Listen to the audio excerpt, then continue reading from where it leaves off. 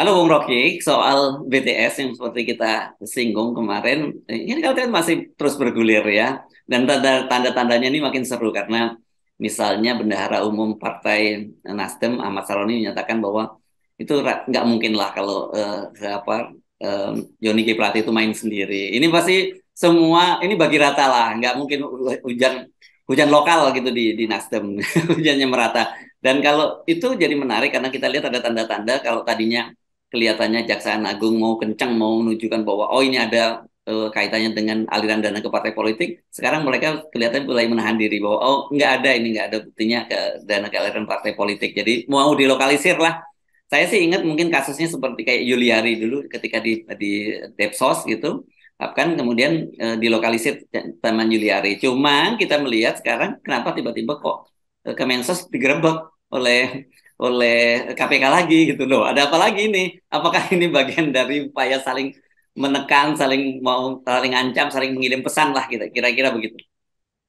Iya, jadi komentar eh, kejaksaan yang tiba-tiba harus membantah bahwa itu dana tidak terkait dengan partai politik itu juga agak agak lucu tuh. Dan ya orang anggap ya apa, kenapa mesti komentar di awal itu, kan tunggu aja kan persidangan-persidangan berikutnya. Jadi terlihat akhirnya jaksa juga terpengaruh dengan tekanan publik tuh, yang menganggap bahwa bahaya nanti kalau dibuka tuh, padahal publik ingin itu terkait dengan politik.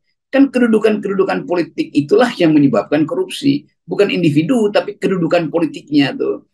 Kan dengan mudah kita mau terangkan bahwa karena kelebihan kekuasaan maka berlangsunglah korupsi. Itu beda antara maling ayam dan koruptor. Karena maling ayam nggak punya kekuasaan sehingga dia rentan untuk dikriminalisasi. Tetapi koruptor, di kekuasaan atau pejabat negara, dia mampu untuk mengendalikan isu karena jabatan dia itu. Jadi kalau kejaksaan di awal udah menganggap bahwa ini kasus korupsi aja, loh kalau itu memang Johnny Plate nggak punya kedudukan. Memang Nasdem itu nggak tahu apa yang potensial terjadi pada Johnny Plate, kan hal-hal semacam itu yang mesti kita rasionalkan. Jadi jangan sampai karena hanya satu orang yang disasar lalu dianggap bahwa ini individual. Tidak. Dana sebanyak itu nggak ada orang rakus yang bisa menghabiskan itu dalam semalam, karena itu mesti dibagi itu. Jadi tetap kita harus menduga dengan kuat presumption of guilty, ini presumption of guilt, bahwa ada dana masuk ke partai-partai. Nah, itu yang menghidupkan wacana BTS hari ini. Harus harus begitu ya anunya ya. Dugaannya ya, praduga bersalah gitu ya. Ya, tidak praduga bersalah. Kan nggak bisa dibilang praduga tak bersalah dong. Loh, praduga tak bersalah itu adanya di ruang sidang, bukan pada opini publik tuh. Apalagi kalau pola korupsi ini publik udah anggap ngapain kita praduga tak bersalah. Kita harus praduga bersalah karena korupsi ini extraordinary crime. Maka mesti dituduh dulu, nanti dia buktikan terbalik. Bukan begitu prinsip penegakan hukum di bidang korupsi. Walaupun kita belum punya undang-undang pembuktian terbalik, tetapi upaya untuk pembuktian terbalik itu yang ada di dalam future law kita itu didasarkan pada presumption of guilt, bukan presumption of innocence. Kan dasarnya itu hanya hakim yang boleh pegang prinsip praduga tak bersalah. Sebelum dia memutuskan, dia harus menduga tak bersalah. Kalau begitu polisi ngapain tangkap orang kalau praduga tak bersalah? Kan mesti ada praduga bersalah supaya ditangkap. Demikian juga jaksa harus ada praduga bersalah baru ditangkap, kan itu. Ya, ya. Nah, ini menjelaskan pada kita mengapa partai-partai politik itu kemudian berebut untuk masuk ke kabinet gitu. Bahkan partai yang tadinya juga di oposisi pun kemudian berusaha masuk dan banyak di antara kita ikut dia masuk ya. Pak Prabowo termasuk yang dari oposisi kemudian masuk ke pemerintahan.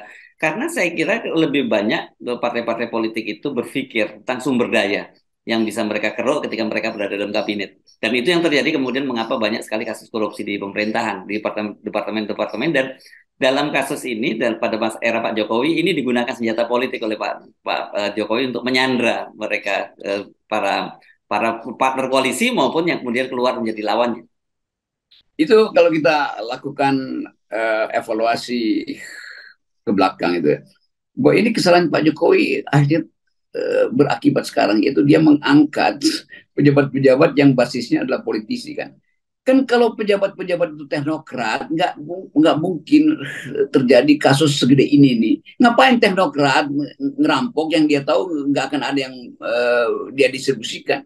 Tetapi karena menteri ini diutus oleh partai, partai butuh dana, maka diincerlah mulai dari perencanaan anggaran, proposal-proposal ajaib di tengah jalan bisa muncul tiba-tiba kan itu kan Banggar menjadi tempat perkumpulan perencanaan perampokan APBN dan semua itu ada di dalam riset-riset LSM dan bahkan itu yang kemudian jadi standar transparansi internasional untuk melihat kedudukan Indonesia dalam persepsi korupsi yang masih tinggi itu. Jadi tetap ini adalah momentum untuk sekaligus mengevaluasi bahwa kabinet kita sebetulnya mengizinkan kekuasaan beroperasi melampaui batas dan itu menghasilkan korupsi. Dan yang lebih buruk itu kemudian jadi semacam tools gitu ya, tools mempertahankan kekuasaan yang saya sebut tadi itu, menyandra. Ketika mereka berada dalam koalisi ya mereka tetap aman, ketika mendukung mereka tetap aman. Tapi begitu mereka keluar mereka akan dibongkar-bongkar. Yang ini saya kira ini berbahaya sekali, Bung Rocky. Iya itu polanya kan diumpankan untuk korupsi supaya ditawan di belakang kan begitu kan. Jadi itu kertamannya begitu. Jadi sprindik memang udah disiapkan lebih awal sebetulnya. Sebelum dilakukan korupsi udah sprindik tinggal diumpankan lah. Nah banyak koruptor yang merasa kok gue diumpankan ya. Ya memang Anda itu diumpankan dan Anda suka itu kan Anda memang ingin jadi umpan untuk ambil rampok uang rakyat kan. Itu dasarnya kan. Jadi seringkali di pengadilan ya saya dijebak. Lo memang Anda akan dijebak dan penjebaknya tahu Anda suka dijebak gitu.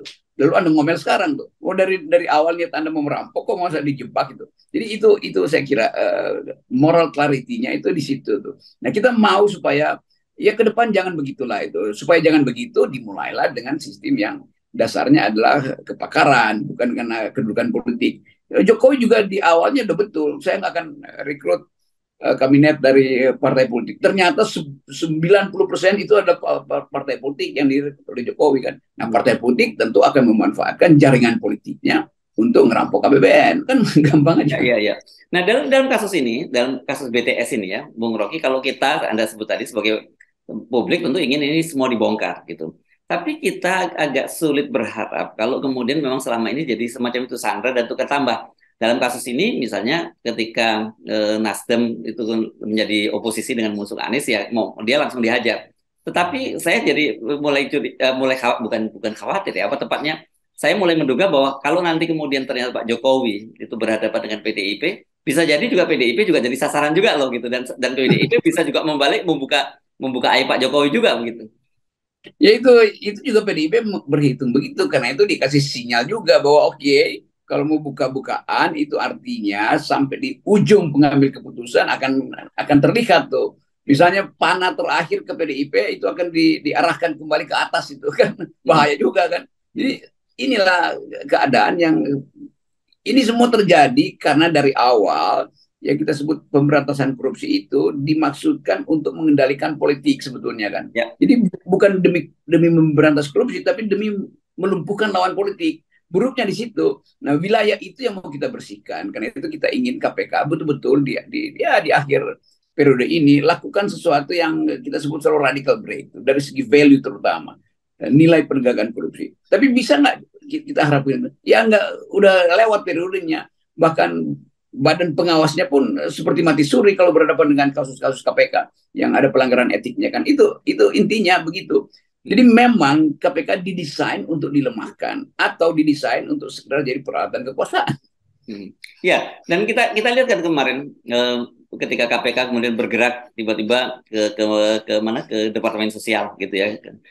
Dan kita tahu ini adalah kementerian yang dijaga oleh PDIP. Ada apa kok tiba-tiba bergerak ke situ gitu di tengah situasi sekarang padahal kasus itu kan selama ini udah adem ayam. Kita sih senang-senang aja kalau kasus-kasus itu dituntaskan ya dalam di kasus bansos. Tapi kemudian yang kita tentu saja kita tidak sepakat ketika itu juga dijadikan tukar tambah. Oh, kita kalau bikin setelah Nasdem berarti PDIP dong sekarang jadi target gitu kan? Itu yang ada saya kira Pak Jokowi paham akhirnya cara bermain itu dan kalau dia paham mestinya dia terangkan bahwa bukan begitu politik. Tapi Jokowi akhirnya tenggelam juga dalam mental yang sama kan, yaitu membuat tukar tambah kasus sebagai isu politik. Jadi sialnya kita terlalu paham tentang pola itu karena sebelumnya ada pola yang sama. Oke, jadi kalau bacaan Anda apa ini? Kemana kira-kira kasus BTS ini dan juga kasus di Kemensos itu? Ya mungkin ya 50-50 kira-kira, tapi Itu dari segi tukar tambah kasus. Ya PDIP nggak terlalu dipersoalkan, Nasdem juga akan bilang ya jangan kepung kita berlebihan ya. Tetapi masalahnya publik ingin Surya Paloh itu jadi koboi, kan dia udah kasih tanda-tanda jadi koboi. Jadi hajar aja kan.